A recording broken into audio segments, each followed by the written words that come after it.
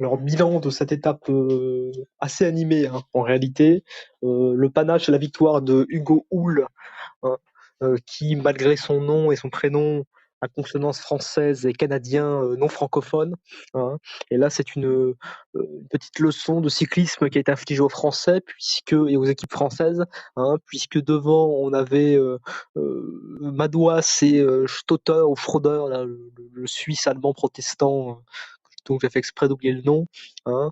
Et alors là, pendant que le Canada fait briller deux de ses coureurs, hein, puisqu'il y en a deux dans les trois premiers qui arrivent à cette étape, les Français, hein, et la FDJ utilisent une stratégie que personne n'aurait appliquée, même sur Cycling Manager, qui consiste à faire un rapproché au général avec Madouas, qui va être, je crois, 14e, alors que Godu était distancé dans la descente après la dernière montée, hein. C'est-à-dire que Godu a dû revenir tout seul au mental, pendant que ses deux équipiers marloutaient en effort curseur 98 devant, pour faire une 14e place. Voilà, ça c'est le cyclisme français. C'est, si tu veux, toute l'aberration de ce qu'est le cyclisme français aujourd'hui, hein. Aujourd'hui, tu peux mettre 10 Français dans une échappée, il n'y en a pas un qui a gagné, hein. C'est un Canadien qui a gagné. Il y a deux Canadiens dans le peloton, ils ont fait top 3. Voilà. Ça, c'est la leçon du jour, hein.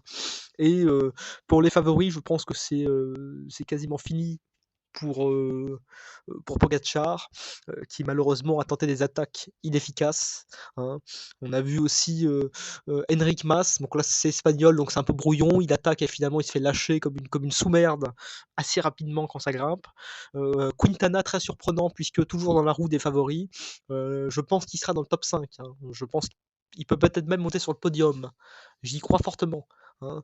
Le petit prince du Fawet pourrait peut-être aller chercher un top 3 de GT à son grand âge, puisqu'il a 62 ans, pour rappel.